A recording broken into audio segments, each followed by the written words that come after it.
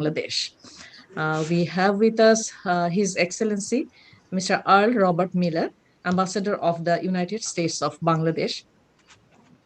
And we have another guest with us, Mr. Sheikh Olmixon. He is a South Asia analyst from the Liberty South Asia.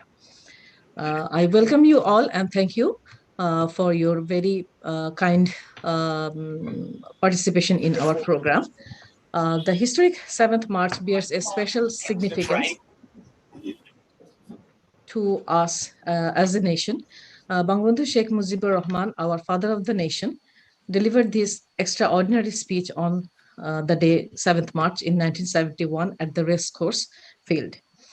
His clarion call that united the whole country, inspired, motivated, and gave the courage to fight to gain their freedom and identity as an independent nation.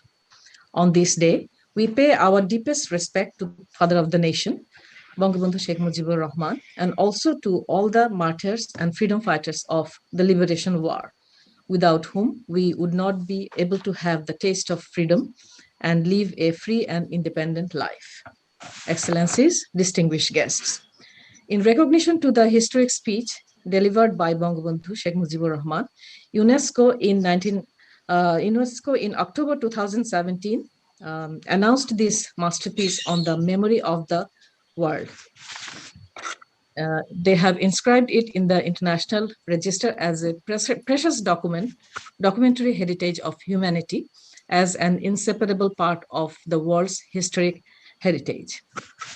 I'm happy to inform that Excellency Ambassador Mr. M. Shahidul Islam was the ambassador to France and permanent representative to UNESCO at that time.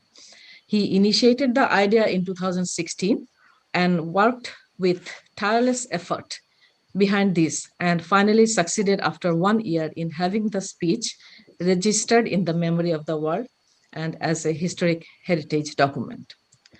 Excellencies, I would now like to call upon Ambassador Shahidul Islam to deliver his opening remarks on this very happy occasion. Sir. Thank you, Madam Moderator. Our chief guest, His Excellency Mr. Mohammad Shahriar Alam MP, Honorable State Minister for Foreign Affairs of Bangladesh, who will be joining us soon. Our special guest, Mr. Dean Thompson, Assistant Secretary of State for South and Central Asia. His Excellency Mr. Al Miller, U.S. Ambassador to Bangladesh, and my respected counterpart with whom I'm working very closely to promote Bangladesh-U.S. relations, Dr. Syed Anwar Hussain, Bangabandhu Chair Professor, Bangladesh University of Professionals, and keynote speaker of today's webinar, Ambassador Tariq Karim, former ambassador to the United States, under whom I served in Washington, D.C. some 20 years ago. Mr. Seth Olmixon, a renowned scholar on South Asia. Ms. Ferdowsi Shahriar, Minister and Deputy Chief of Mission and moderator of today's webinar, distinguished participants from the United States and Bangladesh, good morning and good evening. At the outset, I would like to express my sincere appreciation and gratitude to all of you for joining today's webinar on the historic 7th March speech of Bangabandhu Sheikh Mujibur Rahman, the father of the nation of Bangladesh. I'm particularly delighted that the Honorable State Minister for Foreign Affairs is joining us from Saudi Arabia, where he is on an official trip. Thank you in advance, Honorable State Minister. My special thanks go to our special guest, Assistant Secretary of State, Mr. Dean Thompson, for his participation and the support of his South Asia team at the State Department in organizing today's webinar. 7th March is a day of great importance in the history of Bangladesh. On this day in 1971, our founding father of the nation, Bangabandhu Sheikh Mujibur Rahman, made one of the most powerful and influential speeches delivered ever in the human history. The speech effectively declared the independence of Bangladesh and inspired the youths to take up arms against Pakistani occupation. In recognition of its far-reaching impact and world significance, the historic 7th March speech has been included in UNESCO's Memory of the World International Register as part of documentary heritage of humanity. Indeed, some of the messages of the 7th March speech are eternal and timeless. The speech tells us how the failure of states to develop inclusive and democratic society alienates its own people. Many years ago, the military elites of Pakistan failed to develop an inclusive democratic polity capable of accommodating various ethnic and linguistic groups. We see with dismay that today we are seeing the same mistake is being made by the ruling elites of Myanmar. And I take a modicum of pride to say that Bangladesh, under the leadership of Prime Minister Sheikh Hasina, has shown considerable success in developing an inclusive polity where people of all ethnic, religious, and linguistic groups are living in harmony. The discussion of the historic 7th March speech in Washington, D.C. carries special meaning because both Bangladesh and the United States share and uphold democratic values. We are delighted to have a set of distinguished speakers and panelists today to discuss the historical and political perspectives of Bangabandhu's 7th March speech from their experience and knowledge. I'm sure that the discussion will enlighten us about the enduring values and the spirit of Bangabandhu's 7th March speech, both from historical and present context. Thank you all. Thank you, sir, for your remarks. Just to inform you that for archiving purpose, we are recording this program and it will be live streamed in the Facebook page of the embassy. Distinguished guests, we have among us today a noted historian from Bangladesh, Professor Dr. Syed Anwar Hussain. Currently, he is working as the professor of Bangabandhu Chair at the Bangladesh University of Professionals. He previously was the chairman of the Department of History at the University of Dhaka. In mid-90s, he was the Director General of Bangla Academy, the premier research body in the country. He was a visiting faculty of Columbia University, Pennsylvania University, and American University, and also a Fulbright Fellow at the University of California, Berkeley. He has published 120 papers and authored 35 books, mostly on Bangladesh and world history and foreign relations. The floor is yours, sir. Thank you very much indeed. Can you hear me? Yes, sir. We hear you. Thank you. Excellencies, distinguished panelists, ladies and gentlemen, good morning and good evening. This today is also the 50th anniversary of the 7th March speech of Bangabandhu Sheikh Mujibur Rahman. I begin by paying rich tribute to his memory. 7th March speech was delivered impromptu as it was an unwritten one.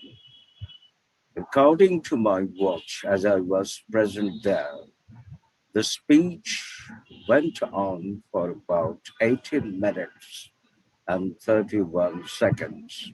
Subsequently, I counted the words, which came to 1,308 words. And incidentally speaking, this was the shortest, but at the same time, the best speech in the life of the speaker.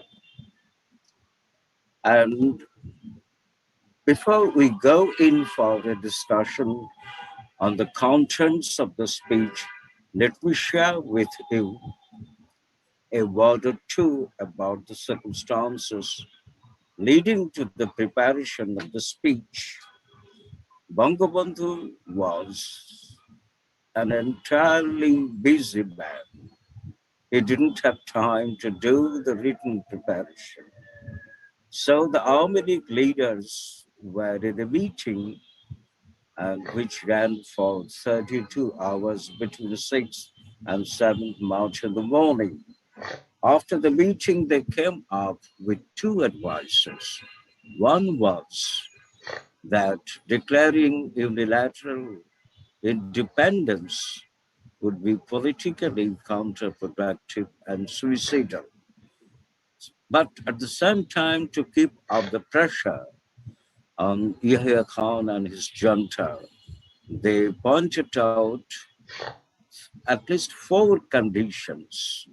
Number one, end to the military rule. Number two, sending the army to barracks. Three, judicial inquiry into the killings so far perpetrated. Finally, and most importantly, handing over of power to the elected representatives. All these were democratic points and principles meant for not only the Bagali audience, but those of the world across. But at the same time, while Bangabandhu was advised to do as per what the Armenic leaders decided, Bangabandhu himself had a few words with his wife, popularly known as Bangamata, mother of Bengal. And that conversation between the two is very important, at least historically, because his wife inquired about his pensive mood. And Bangabandhu replied that he was thinking of what to say in his speech.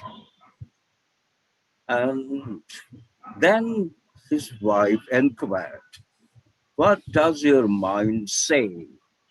Bangabandhu replied, "I would like to declare independence because if I don't do it today, I would not be able to do it again in the future." Not only that, no other Bengali leader, that is the political leader, would do this. But I would certainly declare independence equivocally in a roundabout way. Exactly, we hear that in the speech he set out the four conditions, and after that he said that Bangladesh people would have to go through a process of freedom struggle when he said the struggle this time is for our emancipation, the struggle this time is for independence. That was clearly a sort of roadmap of independence for the Bengali people. And he also outlined how the struggle would continue. He said it would be something like, as we understand from whatever he said, it was to be a guerrilla people's war. And uh, again, he was very much articulate in a way that he wanted to establish a sort of bridge across to the members of the audience. He started the speech with the words Bhaira Bhai, that means my brothers. And at one stage, I mean, at the early stage of the speech, he posed a question to the members of the audience. Brothers, do you trust me? Everybody rose his hands in affirmation of the point that was raised by Bangabandhu. So what I want to drive at is that the consummate communication skill of the speaker. And he was speaking in colloquial language, not in what we call the finest specimen of Bangla language. He didn't speak in that. He spoke in colloquial language because he could reach across to everyone assembled there and everyone who would be listening over the radio. Although the radio broadcast was suddenly and surprisingly stopped at the last moment by the military authorities. And it was broadcast next morning at 8 a.m. because of what the employees of Bangladesh Beta did by abstaining from work from the time be- between the stoppage of the speech from direct broadcast through to 8 a.m. next morning. And a good speaker, we have always noticed, always speaks not with, only with his mouth, but he speaks with his body. Indeed, there are oral language and body language. One good example of how his body language was adequately communicative is found from the evidence that we get from Professor Said Manzur Islam, who retired from the Department of English, Dhaka University, a couple of years back.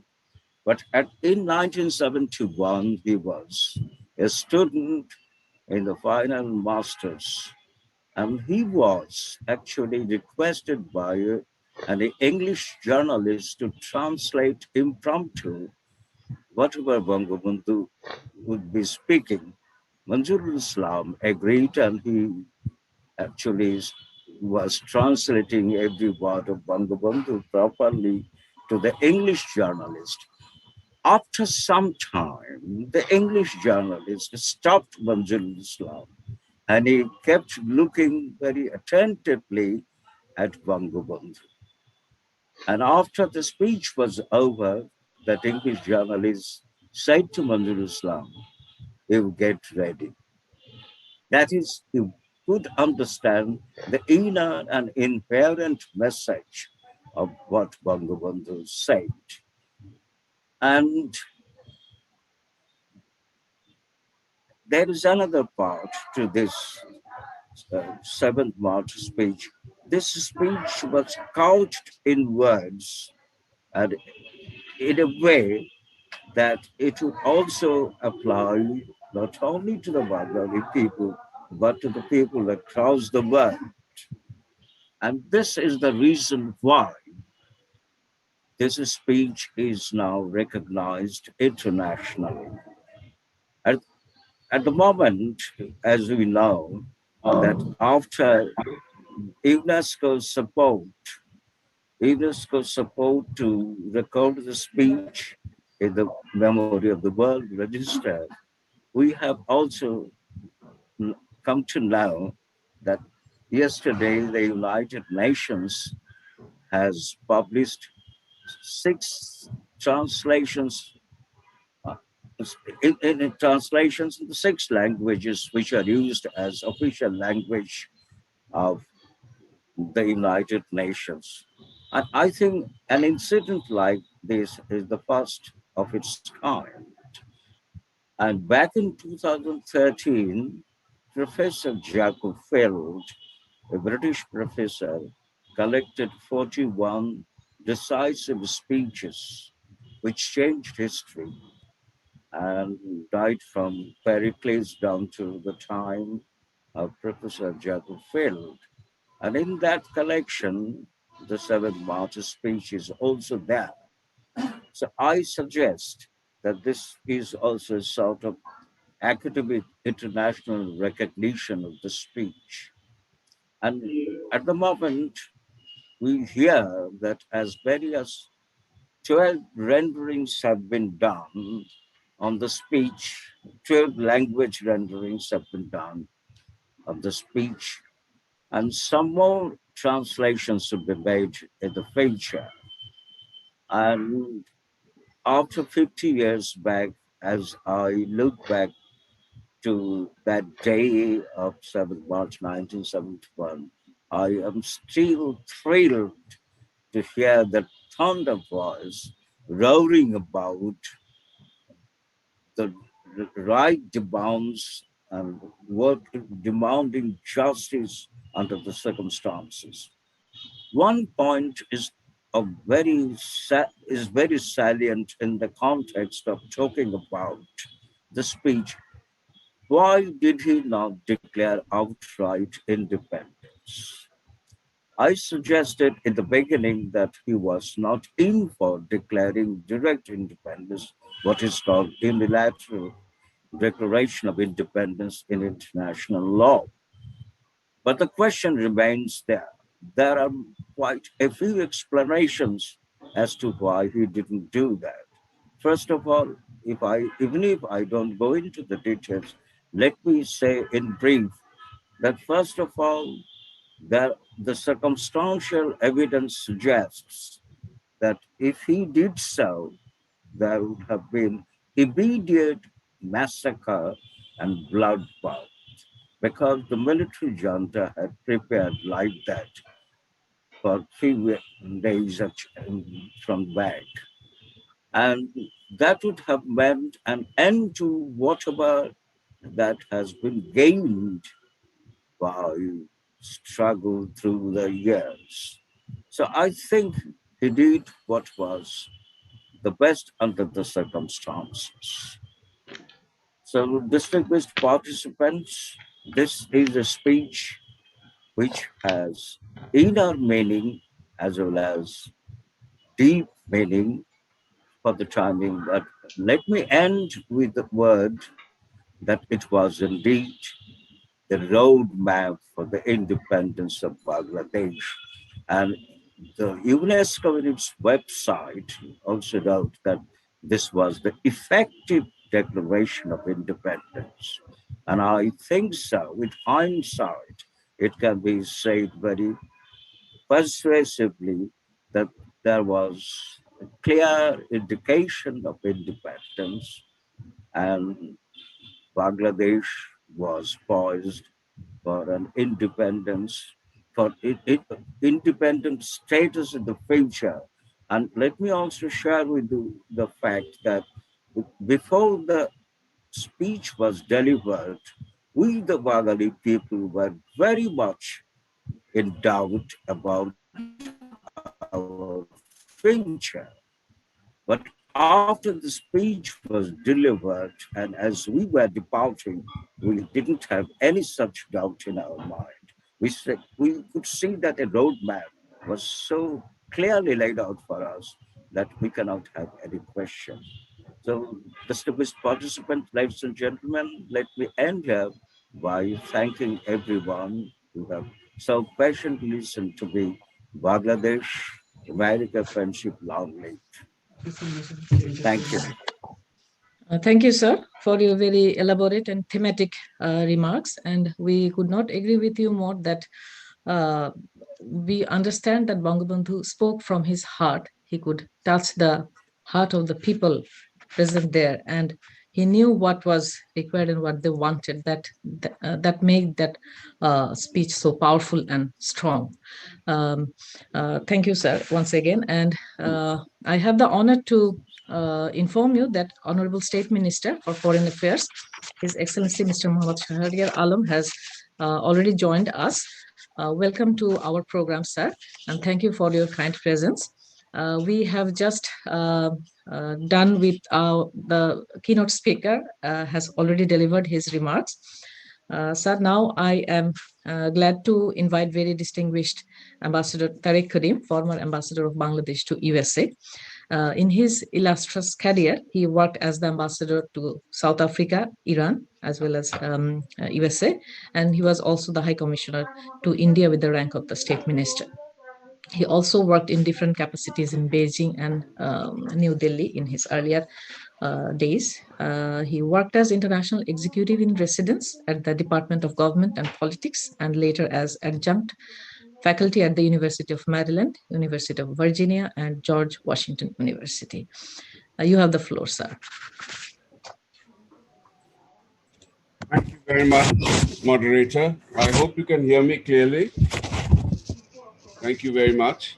My colleague, Ambassador Shahidul Islam, for inviting me to this gathering.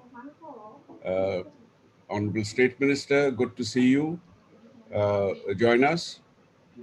Dr. Sayyid Hussain, Anwar Hussain, I've been an admirer of your writings and following them avidly. And particularly your writings in Bangabandhu, you did not say many things that you have in your recent writings. And I would recommend perhaps the embassy should circulate that to give an in-depth analysis of what went into the speech, whys, etc. Dean Thompson, Assistant Secretary of State, my colleague here in Dhaka and friend, Ambassador Earl Miller, distinguished panelists.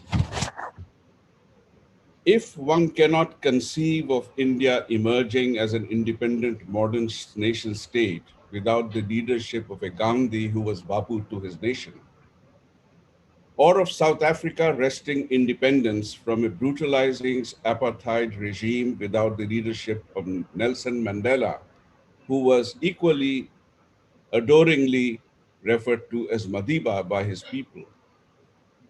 Neither one can imagine the birth of Bangladesh without Sheikh Mujibur Rahman's endearingly Bangabandhu to his people, and his towering and inspiring leadership in enabling us to triumph in our war of liberation. All three nations were galvanized to seek independence by a combination in varying degrees of the potent mixture of cultural denigration, economic discrimination and deprivation, and oppressive political disenfranchisement inflicted upon them by their oppressive colonial or neo-colonial masters. Within all these three elements, while these three elements had pre-existed in varying degrees of gestation in each of the three countries for some time, and been fulminating in varying stages of pre-explosion, each needed a leader of towering intellectual and moral stature and all-pervasive charisma to emerge at the right time to provide the leadership required to give fruition to the raging socio-political process of national metamorphosis. Bangabandhu appeared at the right time in the right place, and he had the qualities to stir the souls and hearts of the people, his people whom he was addressing. He was an extraordinary orator, unparalleled in our living memories. His impassioned 7th March 1971 speech, as Dr. Anwar Hussain correctly pointed out, is probably his shortest, with under 19 minutes. It was extempore, delivered from the heart. Uh, it was an impassioned appeal for seeking the backing of his people. You know, I'm reminded of another short speech which was made by a prophet in his last sermon when he asked the people, "Have I delivered the message to you?" Bangabandhu was doing the same thing to his people. Do you, my brothers, agree with what the situation is as I've explained it to you? Do you agree with the courses that I've laid out to you? I was a young diplomat then. It was my first posting. And I was in a country which was very closely allied with the West Pakistani regime. I was in Tehran. And on 7th March, I read the newspaper headlines first thing in the morning around 7:30, going to office. Mujib to declare UDI today. And in 15 minutes, I also got a call. You have to go to Moscow right now. You have to carry the diplomatic bag. And I said, how can I leave? I mean, I can't be away. He said, no, no, you'll be back before you know it because you will catch the return flight. You'll just hand over the bag at the airport and come back. Well, that didn't happen. I did travel to Moscow. I told my wife from the office that I'm leaving. I'll be back by 4 o'clock in the afternoon, and that was it. I missed the flight coming back because my flight was on the ground for 2 hours, and I knew that I would not have a connecting flight, and there was nothing. So here I was in Moscow with no information, and we had a couple of Bangladeshi colleagues there, Sayyid Najmuddin Hassan, our stalwart of the media, and another colleague who sort of hosted me. And I was wondering, what's my wife going to do? What if actually independence declared? And later that night, late in the night, we got the news, no, he has actually not done so. So I heaved a sigh of relief personally that he had not done it, and my wife and I are not stranded in two continents apart.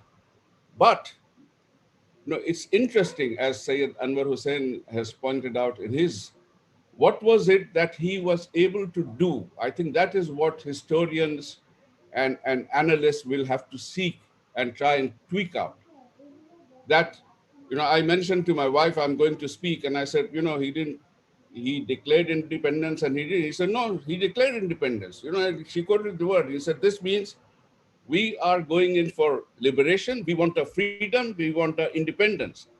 I said, yes, but he did not declare a unilateral declaration of independence. In legal terms, he was walking on the edge, conveying the message, but not taking the leap.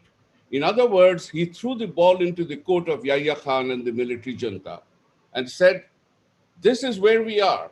Do you want us to cross this Rubicon, or are you going to step back and reinstitute the constitutional process? He also, I suppose, chose to take into account the fact that Yahya had sent him very reassuring messages, and Dr. Sayyid Anwar Hussain has mentioned that in his writings. And of course, the American ambassador had conveyed a message to him, also not doing that. So he was also conscious of the international reactions to this. He was conscious that UDI was not the accepted thing in those days. The Biafra example was probably very, very fresh in his mind, and what happened to the Biafra example. And in a sense, his later speeches after Bangladesh was born, and I had the privilege of working closely one or two stages away from him in many of the speeches he delivered. This theme of justice, this theme of commitment to democratic ideals, this theme of self-determination of struggling people and their emancipation was a consistent theme throughout. That speech of 18 and a half minutes, in a sense, was the apotheosis of what he believed in. He believed in democracy. He did not believe that insurrection is the way to go about it unless you're forced to a corner where you stand up and defend your rights. That is also very much the principle enshrined in the faith that he had, Islam. And he did not budge an inch in that, and yet he did not precipitate the crisis. I was in a discussion soon after the birth of Bangladesh with a former Pakistani colleague who he and I had worked together. And he said, you seceded. I said, no, we did not secede. We were the greater part. We divorced you. We did not declare independence. You forced us into a position where we said, okay, this marriage does not work. Please leave my home. That was my explanation.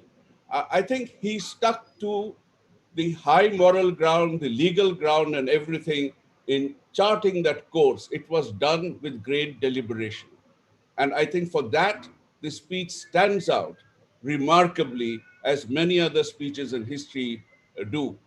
Uh, so I know my time is only maybe what, moderator, 5 minutes. I've already crossed that. But I'd like to just say that this was the defining moment for Bangladesh. Without Bangabandhu, the people of Bangladesh perhaps would have kept toiling and being enduring, deprivations and hardships. They needed a galvanizing voice, a charismatic figure, and the leadership. And he brought all these together at that particular point of history. Thank you very much.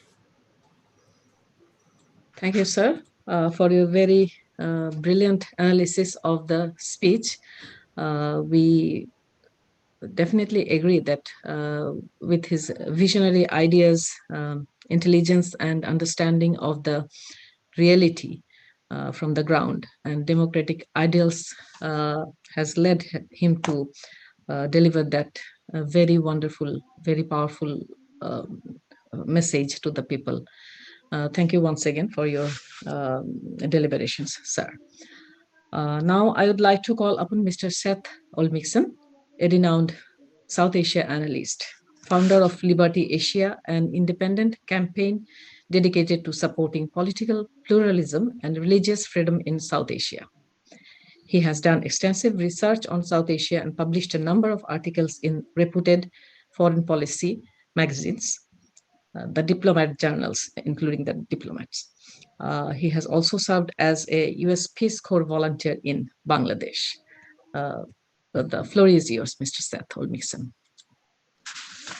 Thank you very much, and thank you. I have to say that I am extremely honored to be invited to participate in a panel with such illustrious guests. I want to take things back a little bit, because I think that there is in this March 7th speech an incredible story. When I look at it and when I think about it, I believe that Bangabandhu's speech on March 7th in 1971 actually began probably forming in his mind and in his heart as early as February 1948, if not before, because it was in February 1948 that Khwaja Nazimuddin, who was the Pakistani prime minister at the time, told the Pakistan National Assembly that the people of East Pakistan must accept Urdu as their state language. And this was remarkable. It was remarkable for a number of reasons, not the least of which that at the time, over half of the population of Pakistan spoke Bangla. Sheikh Mujib immediately saw that this was unacceptable and not workable, and organized protests and began resisting. So through the language movement and as early as 1948, we see that things were beginning to move that culminated in this speech of March 7th. And the story is one that I actually think would be very familiar. It's not as well known to my fellow Americans, but I think it's one that would be very familiar. If you look at certain incidents over the course of early Bangladeshi history, that you can find parallels in early American history. So in March of 1770, Americans were protesting colonial rule, and they were gunned down by British soldiers in what we remember as the Boston Massacre. Well, in 1952, University of Dhaka students were protesting the imposition of Urdu in Bengal and were gunned down in what is now remembered as Language Martyrs' Day. But it was more than individual events that US and Bangladeshi history have in common, because both were, and previous speakers have mentioned this, at their core anti-colonialist independence movements. So let's look at where Bangladesh, soon to be Bangladesh, at the time East Pakistan was prior to independence. In 1960, East Pakistan had a GDP of roughly $18 billion adjusted for inflation, which was higher than West Pakistan's $14 billion. And despite generating a larger share of the economy, Bangladesh received less from government investment. In fact, between 1950 and 1970, East Pakistan received only about 41% of government investment that West Pakistan did. This is what Bangladeshi economist Rahman has described. He described in 1961 as a nation of two economies. In essence, Bangladesh, the Bengali people, went from existing under British colonial rule prior to partition in 1947 to existing under Pakistani colonial rule. And the Bengali people had had enough. So recall in Bangabandhu's speech of March 7th, at the very beginning, he says that, the cry we hear from the Bengali people is a cry for freedom, a cry for survival, a cry for our rights. This was not something that had just materialized out of nowhere. This was an evolution of political thought. It was an evolution that was based in the Bengali people fighting for their rights, having a language, a foreign language, attempting to be imposed upon them, which is really at the root of colonial repression. It's the attempt to suppress and even eradicate not just a language, but a total identity. And I think that another, this was also encapsulated in another part of Bangabandhu's speech, in particular where he says, he says, Hindus, Muslims, Bengalis, and non-Bengalis, all of those who live in this Bangla are our brothers. The responsibility of protecting them is on you. Ensure that our reputation is not smeared in any way. This was a real encapsulation of the principles of democracy, of equality under the law, and of a confraternity of citizenship, and a plea to not allow the repressive policies carried out under British colonial rule and even Pakistani colonial rule to continue. So this speech was a culmination of these incredible historic events and a historical story, one that has played out again, as Ambassador Tariq Karim mentioned, in places like South Africa, in places like India, and indeed in places like the United States as well. So this story culminating in this speech is one of an independence movement that is very familiar to us as Americans, and one that I think that we can all of us who celebrate the principles and ideals of democracy can appreciate, recognize, and celebrate together. And with that, I will yield the floor, and thank you very much again. That was wonderful, Mr. Seth.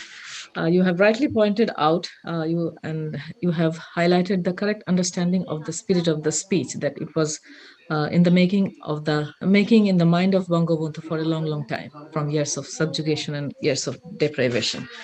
And thank you for your time with us. I would now like to call upon His Excellency Mr. Earl Miller, the Ambassador of United States to Bangladesh. Welcome to our program, Excellency.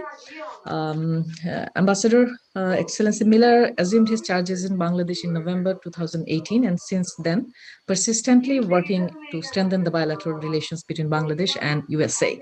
He was previously the ambassador in Botswana and worked as US Consul General in Johannesburg, South Africa, and at US embassies in India, Iraq, Indonesia, Malaysia, El Salvador. He is a recipient of numerous US government's honors, including the Department of State's Award for Heroism and the Federal Bureau of Investigation's Shield of Bravery. I have worked with Excellency Miller in Dhaka for the last 2 years, and before I came here, and I know how committedly he and his team is working, and I express sincere appreciation for your wonderful, wonderful support. The floor is yours, sir. Well, thank you, Firdausi. You're certainly missed here. You know, you were the first Bangladeshi to greet me at the airport when I arrived in November of 2018. Good morning and good evening. Assalamu alaikum, everyone, friends and distinguished guests. Today we celebrate, and I've already learned so much about the power and righteousness and legacy of the historic March 7th speech by Bangladesh's father of the nation, Bangabandhu, Sheikh Mujibur Rahman. My colleague and friend, Acting Assistant Secretary Dean Thompson, will be highlighting the enduring ties between the people of Bangladesh and the United States over the past 5 decades as America joins in celebrating the 50th anniversary of the independence of this remarkable country. But I thought what I might talk about a little today is another speech given by an American recognizing the birth of a new nation and the courageous, indomitable spirit of its citizens. This afternoon, I read a wonderful description on, of all things, the CNN website of the day of that speech. On February 14th, 1972, Senator Edward Kennedy delivered a speech at Dhaka University. 8,000 jubilant students crowded the university courtyard and jammed lecture hall balconies and roofs, greeting him with chants of Joy Kennedy, a variation of the independence slogan of Joy Bangla. In his speech, Kennedy drew parallels between the liberation of Bangladesh and the American Revolution. He said America had prospered despite predictions it would collapse following independence, and so would Bangladesh. On the university campus stood a banyan tree where Bengali student leaders had planted the seeds of the independence movement, and which the Pakistani army destroyed as a symbolic gesture. During his visit, Kennedy planted a new tree there. It still stands today, a testament to a country that overcame long odds to survive and prosper. An extraordinary nation whose extraordinary journey and father we commemorate and honor today. Kennedy said, "I have come to Bangladesh to bring you the prayers and hopes of millions of people of the United States of America. And I'm proud to stand here at Dhaka University, long the symbol and focus of the Bengali struggle for self-determination, and the first target of those who have sought to repress that freedom. It is in the finest tradition of America to embrace the cause of freedom, wherever it may be found. The American people are proud to stand with those who struggle for liberty, for human dignity, and for the noble aspirations of man. You know that while some governments do not yet recognize you, the people of the world do recognize you, and they recognize all that you have accomplished here in the name of freedom from tyranny and oppression. We are brothers in liberty, and no man, no policy, no government can change that fact. I have come to Bangladesh as one who has tried to be with you in your struggle. A few months ago in August, I walked among the living and dying in your refugee camps in India. I saw children starving and families destroyed by the ravages of war. I hoped to come to Bangladesh as well, but I was turned away by the government of West Pakistan, a military government afraid for the world to see inside its borders. I was troubled as the world was troubled by the suffering of your people. And I now rejoice, as the world rejoices, at the bright new chapter you have written in the history of liberty on earth. The prayer of Bengal's great poet and philosopher has been answered. Where the mind is without fear, said Tagore, and the head is held high, where knowledge is free, into that heaven of freedom, my father, let my country awake. Freedom is yours, and the future belongs to the people of a new Bengali nation. For generations to come, the story of Bangladesh will be a lesson to the world. The birth of the Bengali nation will be an inspiration to other people in other lands, a symbol to all who share your love of life and the spirit of your courage, but who did not yet share your freedom. There are many parallels, as we've heard today, between the United States and Bangladesh. 200 years ago in America, 10,000 miles from where we stand today, there were other people who followed the star of freedom. Our beginning was no more auspicious than yours. Like you, a powerful and established government was determined to deny us freedom. Like you, once the new American nation was born, there were those who said that such a weak and impoverished country could not survive in the modern world. They thought our great experiment in freedom would surely fail. And yet we confounded all their wisdom. We were poor in everything but hope and courage.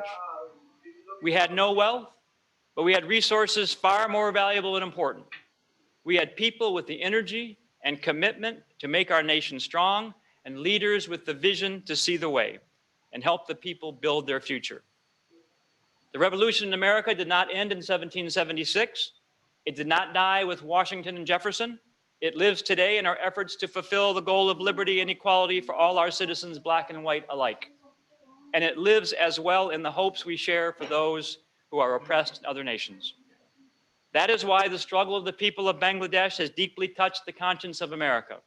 It evokes the greatest memories of our past and demonstrates that our love of freedom transcends all of race or color or religion or nationality. The people of America are with you in recent months, although our government was not. We are with you now in spirit, and the leaders of America will not be far behind. The real foreign policy of America is citizen to citizen, friend to friend, people to people, foreign bonds of brotherhood that no tyranny can diminish. For in a sense, we are all Bengalis, we are all Americans, and we all share the great alliance of humanity. For those who doubt that freedom and self-determination are the most powerful forces at work in the world today, let them come to Bangladesh. I have come here to say that America cares. I have come here to learn from the father of your country, Sheikh Mujibur Rahman. I have come to talk again with those who suffered so much in the refugee camps and to ask that my fellow countrymen and ask what my fellow countrymen and I can do to cease the pain of those who have survived and have done so much to preserve freedom. If any words of an American can help to heal the wounds you have endured, to reconcile those who live among you and who now must live together, they are the words that Abraham Lincoln spoke a century ago as we near the end of our own great Civil War. With malice toward none, said Lincoln, with charity for all, with firmness in the right as God gives us to see the right, let us strive on to finish the work we are in, to bind up the nation's wounds, to care for him who shall have borne the battle, and for his widow and for his orphan, to do all which may achieve and cherish a just and lasting peace among ourselves and with all nations. In the spirit of the best of America, in the spirit of our Constitution and our Declaration of Independence, I salute your great new birth of freedom, and I say, Joy Bangla, victory for the nation of Bangladesh. Donabad, thank you. Thank you, Excellency, for your very thoughtful remarks. And I agree with you that the story or the history of independence is the same all over. And your drawing of similarity between USA and Bangladesh was very remarkable. Thank you to all our distinguished speakers for all your very valuable deliberations. Thank you for sharing your important insights that will be very useful for us. At this stage, I would like to open the floor for open discussion and Q&A session. We have a few questions, or someone viewing our program, if they have anything, they can raise their hands.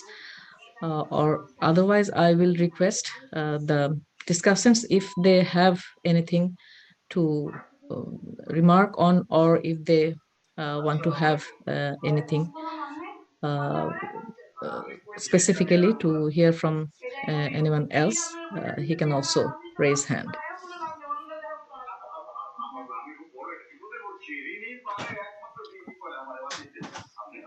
I see one of our participants has a question. He has mentioned of the political situation under which the speech of 7th March was delivered, and economic, political, cultural emancipation of Bengali people.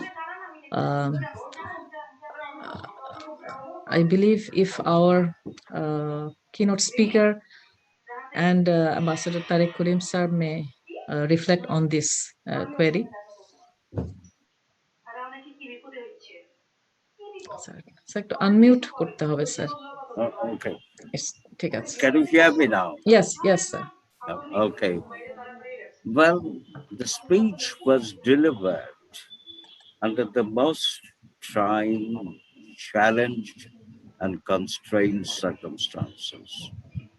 And I think anyone could guess that from whatever little I said about the circumstances leading to the speech.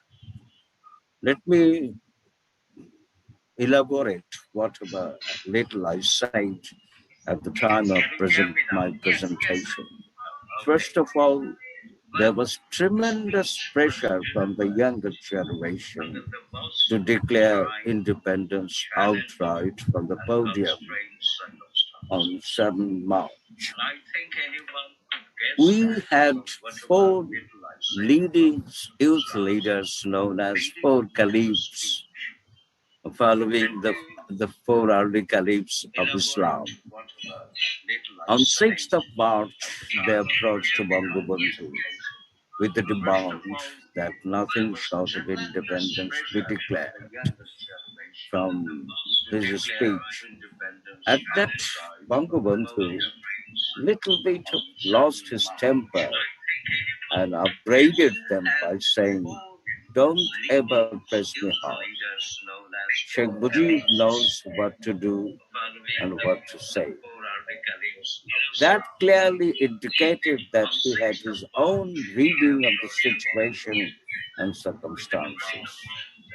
6th of March night, Major General Khadim Hussain Raja, the GOC in the East Pakistan, sent out a message to Bangabandhu that if you declare independence, I will unleash all my forces to destroy everyone in the city of Dhaka, and there will be no one to be ruled over.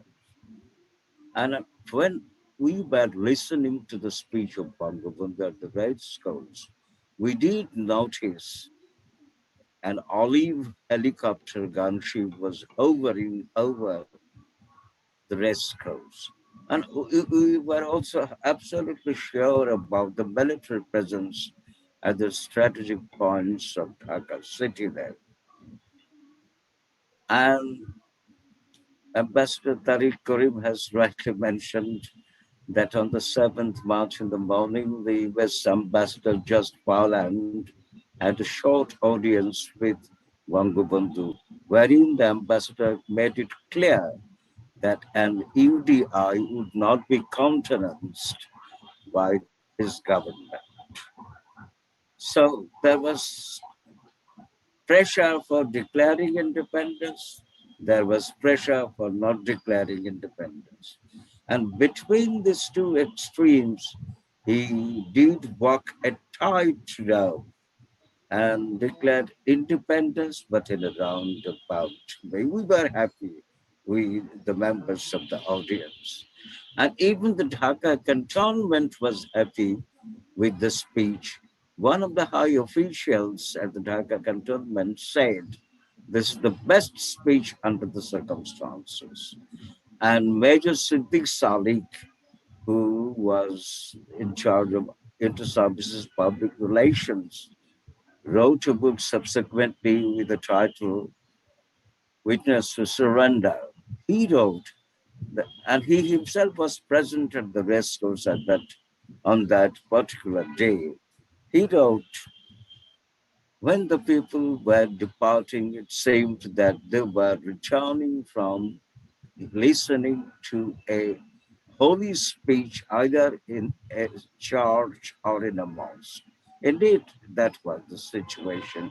Nobody was uh, saying anything negative about the speech. So there was tremendous pressure under the circumstances on Bangabandhu. And one thing very few would mention that at the time when he climbed up the podium to deliver his lecture, he was running high fever. And we couldn't actually understand or could feel that this man was running high fever, not from his body languages or oral languages. Okay, thank you.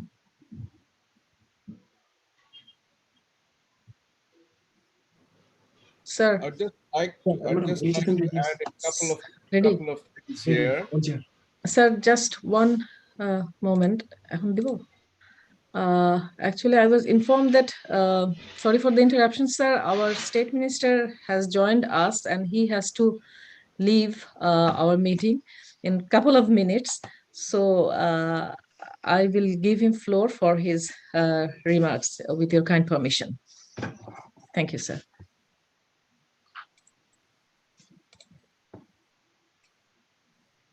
Thank you. Do I have the floor? Yes, sir. Yes, sir. Thank you very much for accommodating my request. I have a flight to catch to Jeddah. I'm in Riyadh. I hope all of you are keeping well, sound, and healthy. Assalamu alaikum. Good evening here, and it's good morning at DC, wherever you are. Assalamu alaikum. Assistant Secretary of State, I understand he's present here, Mr. Jim Thompson, ambassadors of Bangladesh and the United States. I can see both of our colleagues here. Distinguished keynote speaker, Anwar sir, and Mr. Tariq Karim, the panelists, ladies and gentlemen, our guests who are tuned in with us here. Thank you once again. On the auspicious occasion of the historic 7th March, I would like to begin with my deep reverence to the memory of our father of the nation, Bangabandhu Sheikh Mujibur Rahman, and his unparalleled contributions to our nation building. Let me appreciate the Embassy of Bangladesh in Washington, D.C. for organizing this important event to commemorate the historic 7th March speech of Bangabandhu. And may I humbly remind you that the very ambassador, Mr. Shahidul Islam, was actually tasked and did a brilliant work at UNESCO during 2016 and 17 when UNESCO finally recognized and listed this as a memory of the world heritage. Now, I would also like to thank the US Department of State, particularly the South and Central Asian Affairs Bureau, for supporting this initiative today. Bangabandhu's 7 March speech culminated the long and arduous struggle of the people of then East Pakistan for their democratic rights, economic justice, and cultural self-determination, and united the Bengali nation as one with its magnetic power. When it became clear that the ruling coterie was unwilling to hand over power, denying the people's mandate, Bangabandhu called for a non-cooperation movement. The success of that movement is undisputed. In this backdrop, Bangabandhu delivered his historic address at a mammoth public meeting on 7 March 1971, which has now become part of the UNESCO's Memory of the World Register. Bangabandhu's clarion call to his people, to his fellow people, I quote, he went on to say, this time the struggle is for emancipation. This time the struggle is for independence, unquote, was the first ever declaration of independence of Bangladesh. This ignited the passion for freedom in the hearts of Bengalis, and there was no turning back. Immediately after the independence of Bangladesh, the main challenge for Bangabandhu was to reconstruct a war-ravaged country. He took the helm in such a time when the economy was completely shattered. Infrastructures and communications were completely destroyed. Under this difficult condition, Bangabandhu Sheikh Mujib had to secure international recognition, assistance for reconstruction of the country, and mark Bangladesh's presence on the world map as a self-reliant nation. In order to accomplish this enormous task, Bangabandhu realized the necessity of reaching out to all the friendly countries and the major power of the world. The foundation of the warm bilateral relationship between Bangladesh and the US was also laid down by Bangabandhu Sheikh Mujibur Rahman at that time. Bangabandhu was the first head of Bangladesh government to visit the USA in October 1974 and met then US President Gerald Ford to discuss issues of bilateral interest. The cardinal principle of our foreign policy, friendship to all, malice towards none, was laid down by Bangabandhu. His political and philosophical worldviews were shaped by his deep-rooted bond with his own people, era, culture, political circumstances, and the larger society. In fact, the foreign policy that we are pursuing today under the dynamic leadership of Bangabandhu's very able daughter, Prime Minister Sheikh Hasina, represents the fundamental values and principles that Bangabandhu presented to the world body. While protection and promotion of our national interests remained the core priorities, our overarching objective is to achieve Bangabandhu's dream, the Sonar Bangla, a modern, vibrant, and economically prosperous country where no one is left behind. Bangladesh's diplomatic strength lies in her engagement in various normative and policymaking initiatives, including promotion of international peace and security through peacekeeping and peace-building activities. Dear friends from the United States, since Bangabandhu's first official visit to the United States, we have converged in an expanding collaboration in the pursuit of our common foreign policy objectives, both bilaterally and beyond. The philosophy of Bangabandhu's 7 March speech resonates the strong foundation of our relationship, which is based on the shared values of democratic principles, peace, prosperity, and freedom. Building on this, we would like to continue to have deeper and wider engagement with the United States. Bangladesh, in the same vein, is willing to work closely with the new US administration, focusing on all major areas of cooperation, including Rohingya issues, investment and trade, climate change, capacity building, technology transfer, and a free and open Indo-Pacific region. I would also like to flag the important issue of the deportation of Rashid Chaudhuri, a convicted killer of our father of the nation from the US to Bangladesh. Ladies and gentlemen, this year we have the rare occasions of celebrations on the birth centenary of our father of the nation and 50th anniversary of Bangladesh's glorious independence together. These historic events gave us an opportunity to spread the message of Bangladesh and its goodwill throughout the world. In this great journey as a nation, Bangladesh, under the leadership of Prime Minister Sheikh Hasina, will continue to uphold Bangabandhu's brand of foreign policy, which preaches balanced relations based on mutual trust and respect with great powers and good neighborly relations with all neighboring countries. 7th March will ever remain as a treasured part of Bangladesh's history.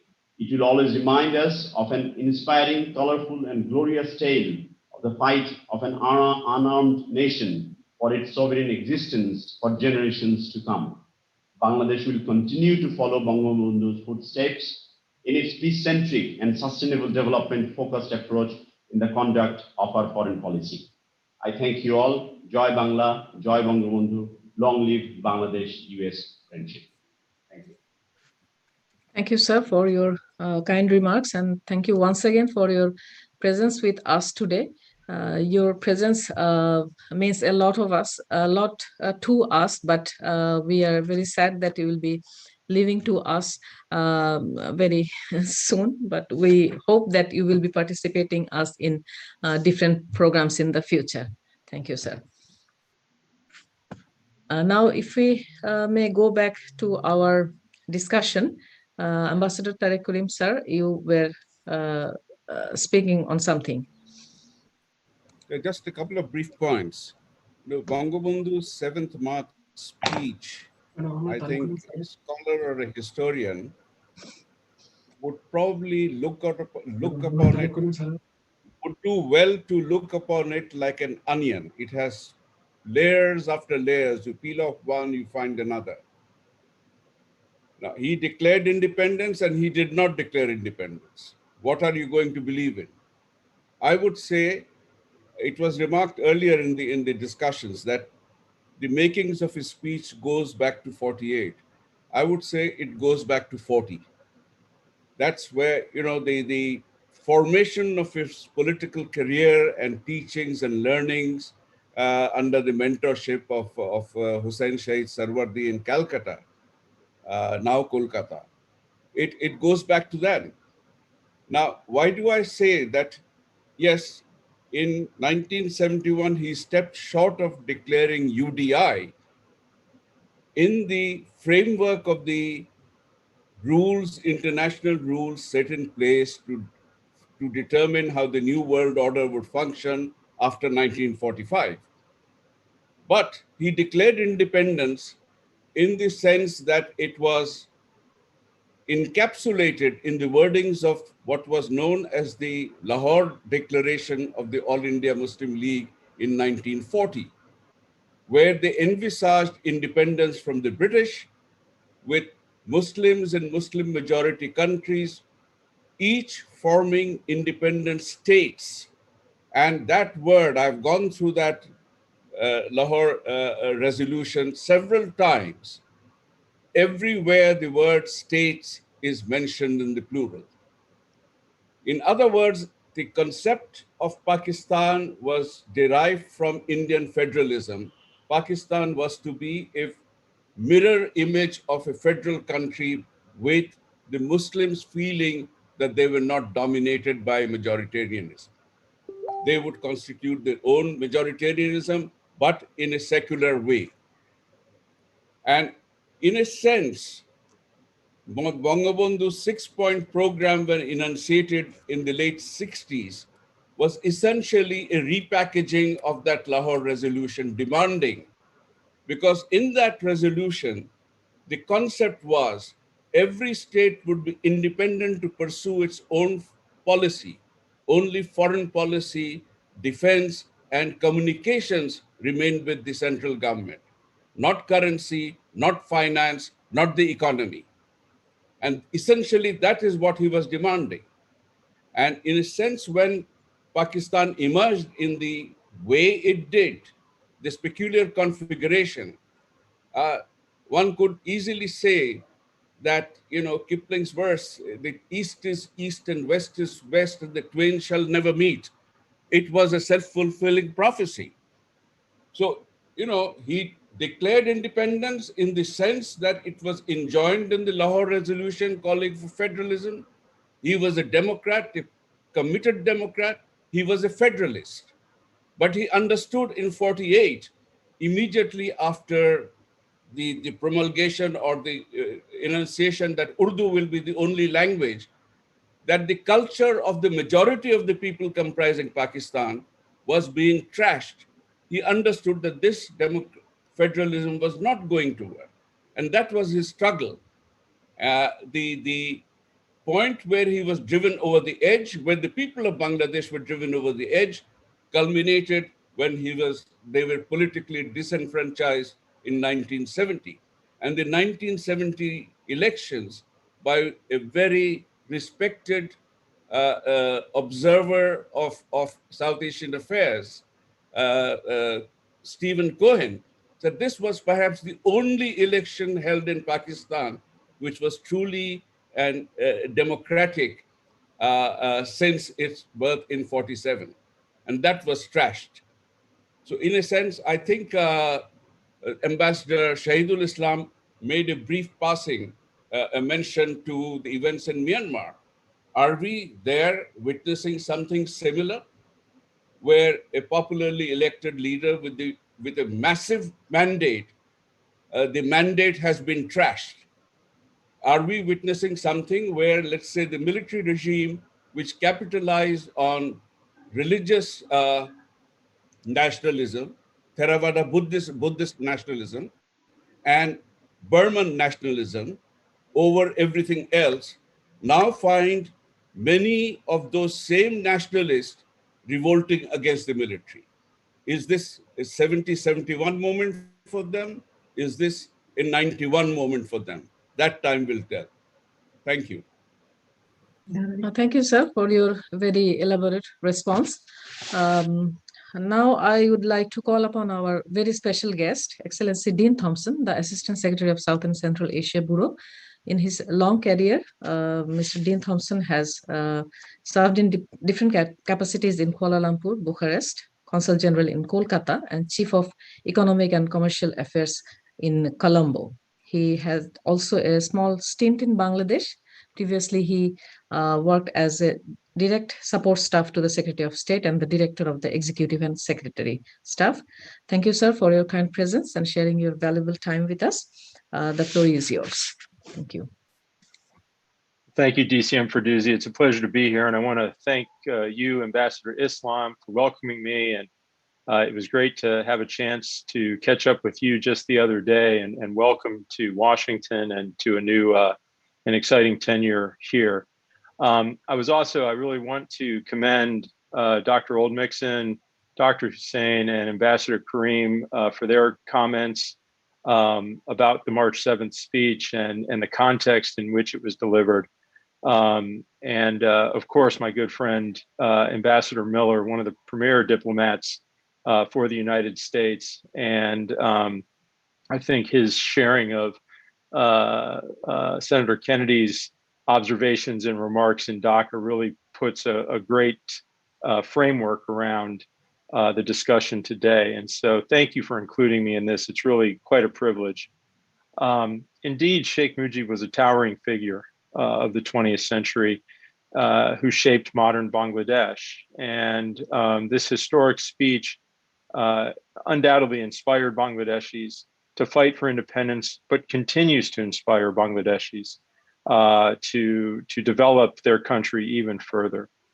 Both the United States and Bangladesh asserted their independence boldly, and both waged hard-fought struggles for their independence. Our people also share a commitment to strive for democratic values. The success of any democracy depends on freedom of expression and empowered civil societies, which in turn encourages innovation and spurs development. Now, as DCM Ferdowsi mentioned, I had the privilege to serve in Bangladesh very early in my State Department career. I was a consular officer and a political officer there. During my tour there, I had the opportunity to see, both the industriousness and the cultural pride of the Bangladeshi people. And I enjoyed meeting and working with so many members of the government, of civil society groups, of the private sector, and seeing particularly how programs aimed at the empowerment of individuals and the empowerment of women in particular would be instrumental in lifting so many out of poverty and developing the country. And I had the chance to come back and visit when I was Consul General in Kolkata, and was just truly, I marveled at the tremendous growth Bangladesh has achieved since then. And I'm often reminded of my time. You can see right behind me the beautiful Kanta quilt work that the women that worked with Soraya Rahman have done, and so one of my very prized possessions coming out of my time in Dhaka. So I thank Bangladesh for the wonderful memories and opportunity to kickstart my career there. As several of the other speakers have alluded to, the United States has been a friend and partner to Bangladesh for nearly 50 years. And we've worked together to deliver greater prosperity to both our nations and expand our relationship on multiple fronts, including democracy, development, trade, and security. From the early days of Bangladeshi independence, our countries invested in people-to-people and humanitarian ties, which bind us to this day. The United States has partnered with Bangladesh to deliver $8 billion in assistance over the years, including $1 billion for public health assistance in the past 20 years alone. Bangladesh is now on course to graduate from LDC status in 2026. And this is an incredible success story, and our partnership is evolving as we work together to meet regional and global challenges, from the Rohingya refugee crisis to combating climate change. Now, we also share a strong partnership on security, ranging from counterterrorism to peacekeeping, and we're on track to deepen that partnership. The counterterrorism partnership has seen many successes, including US-trained units in Bangladesh, arresting 5 suspected members of the Neo-JMB in connection with the July 2020 bombing of the Hazrat Shah Jalal Shrine. Bangladesh is one of the largest troop contributing countries to peacekeeping operations, with more than 6,500 troops deployed. Over our long history, the United States has supported efforts to promote a tolerant, democratic Bangladesh that serves as a bridge for commerce and beacon of stability and prosperity in the region. We are also steadfast partners in finding a durable solution to the Rohingya refugee crisis. I've seen firsthand Bangladesh's generosity and protection of the Rohingya in Cox's Bazar, and I know that has only grown over the years. We appreciate that Bangladesh has hosted almost 1 million refugees and applaud them for standing by our shared principles for voluntary, safe, dignified, and sustainable returns of Rohingya refugees. As the largest international donor to this effort, we are committed to continuing to work with you on a durable solution. Our people-to-people ties are equally strong. Bangladesh is among the fastest growing countries of origin for international students to the United States. During the 2019 to 2020 academic year, there was a 7% increase over the previous year in Bangladeshi students choosing to study in the United States. We welcomed more than 8,800 Bangladeshi students during this period. Our shared belief in a potential and value of all Bangladesh's people is a central pillar of our partnership. And as we prosper together through trade and investment, we have faith that you will continue to champion the cause of peace and freedom throughout the Indo-Pacific and across the world. One of the areas we are most excited to work on is expanding our economic partnership. Bangladesh offers so many opportunities in diverse areas, from renewable energy, port infrastructure, to artificial intelligence. Following our high-level consultation on economic partnership last fall, we have deepened our cooperation in the health, energy, infrastructure, agriculture, and information technology sectors. The upcoming launch of the US-Bangladesh Business Council will also catalyze this interest into further investment. The United States is one of Bangladesh's largest trading partners, and we expect that our economic ties will continue to expand.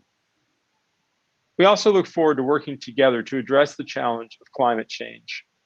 As the president of the Climate Vulnerable Forum and the Vulnerable 20 group of finance ministers, Bangladesh has established itself as a leading voice on how climate change solutions must protect the most vulnerable. This leadership will contribute to successful COP26 and also equip Bangladesh with the climate adaptation and resilience that it needs to sustainably grow its economy. Our partnership continues to evolve, yet remains steadfastly strong, even in the present challenges of the COVID-19 pandemic. Bangladesh's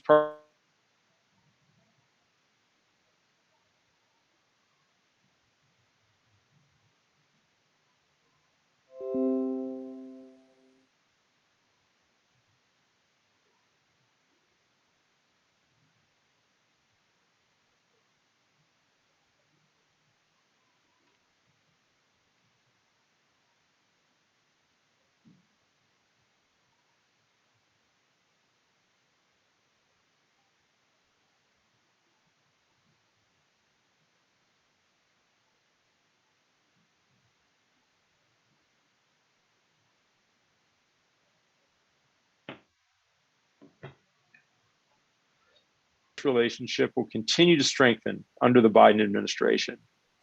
As we kick off Bangladesh's 50th anniversary celebration, I cannot think of a better way to renew our bonds of friendship and forge ever closer ties between the people of Bangladesh and the United States than in recognizing our shared struggle for independence. We congratulate the people of Bangladesh and reiterate our support and partnership as you celebrate this pivotal milestone during your 50th anniversary year. Thank you again for including me today. It is always good to hear from someone who has seen Bangladesh from ins and outs. Thank you, Excellency, for your wonderful remarks. You could successfully draw the comparative picture of growing Bangladesh the way we are developing. And we are thankful for the steadfast support that we are receiving from our friendly countries like USA. And particularly for the support your department is offering us to the embassy in Washington.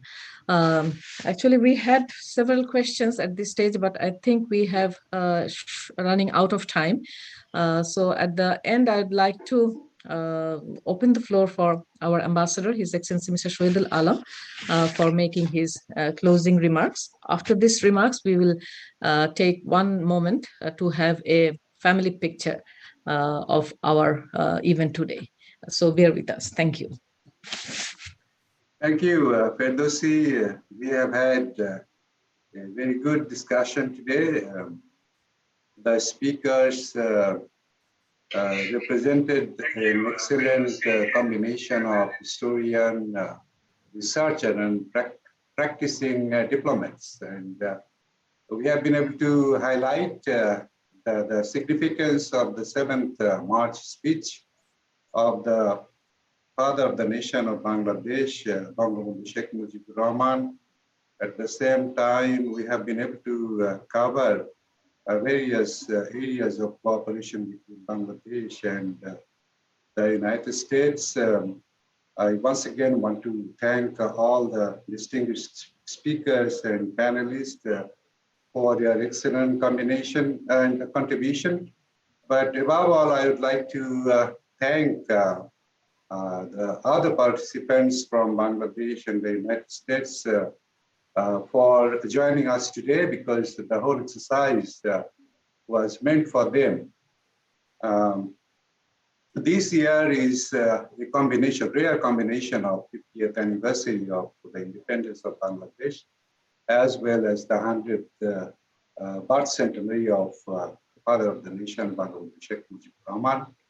And in Washington, D.C., we would like to see strong collaboration, close collaboration between the embassy and Bureau of South and Central Asian Affairs and the State Department to celebrate this particular year through a series of events. Today's event is also dedicated to the celebration of these dual occasions, and we are hoping to have some more events and celebrations throughout the year. And in celebrating the 50th anniversary of the independence and the birth centenary of Bangabandhu Sheikh Mujibur Rahman, we will not only speak, but we'll also try to make some definitive progress in our bilateral relationship. For example, as Dean Thompson, the Assistant Secretary, mentioned, towards the second half of this month, we are going to inaugurate the US-Bangladesh Business Council. And then we would also like to see that the both countries are being able to exchange high-level visits to each other's capital. We'll also see how we can celebrate the Bangladesh-US relations together jointly to highlight our depth of our relationship.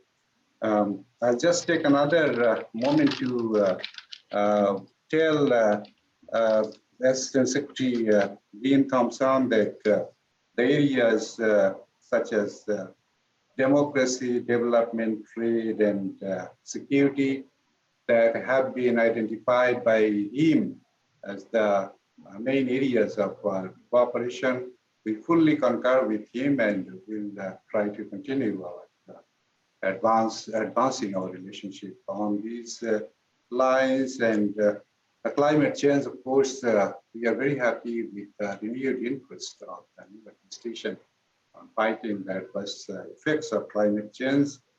And we would be hoping to see outcome-oriented actions rather than processes, deliberation on climate change.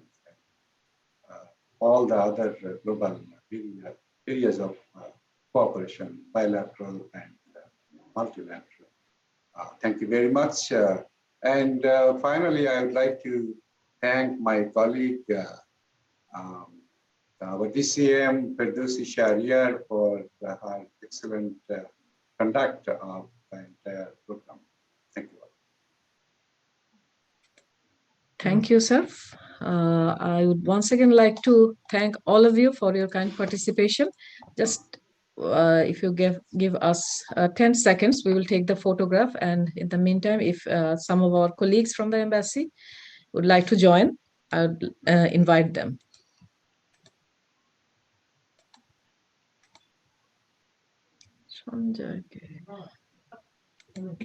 Firdausi, can we get Dr. Hussein back? I think he stood. Yes. Here he comes. Okay. Yeah, I think now it should be all right. So all our colleagues and some guests are also here. Okay. If everyone could just open their camera.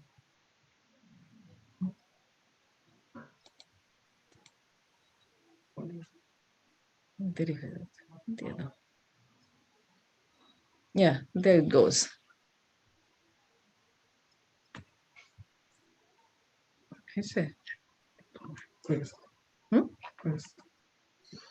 Thank you so much. Thank you so much for your kind presence. And I hope that you will be with us in the future, because we will have a series of programs